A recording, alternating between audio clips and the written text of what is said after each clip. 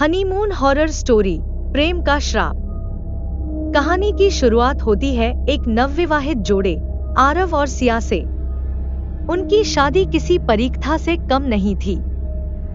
दोनों एक दूसरे से बेहद प्यार करते थे। अपनी शादी को खास बनाने के लिए उन्होंने एक सुनसान, रहस्यमय लेकिन खूबसूरत जगह पर हनीमून मनाने का फैसला किया।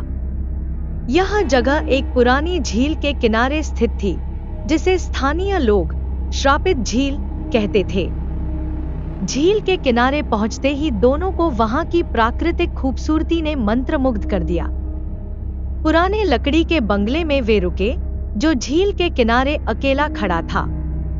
वहां के केयरटेकर ने उन्हें चेतावनी दी, रात में झील के पास मत जाना, यहाँ कई जोड़े गायब हो चुके हैं। आरव ने इसे स्थानीय कहानियों का हिस्सा समझकर हंसी में उड़ा दिया, लेकिन सिया को उसकी बात में कुछ अजीब लगा। रात के समय सिया ने महसूस किया कि कोई उसे पुकार रहा है। उसकी आंखें खुली तो उसने देखा कि झील में हल्की रोशनी चमक रही है। वह जैसे सम्मोहित होकर झील की ओर बढ़ने लगी।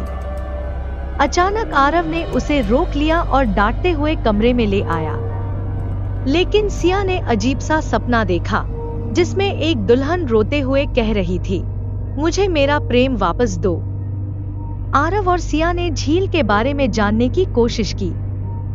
उन्हें पता चला कि झील की गहराइयों में एक जोड़े की आत्माएं कैद हैं। यह श्राप तब से लगा है, जब वर्षों पहले एक नवविवाहित जोड़े को गांव वालों ने झूठे आरोप में मार दिया था। उनकी आत्माएं अब हर नवविवाहित जोड़े को झील में खींच लेती हैं। चौथी रात झील में कुछ असामान्य हुआ।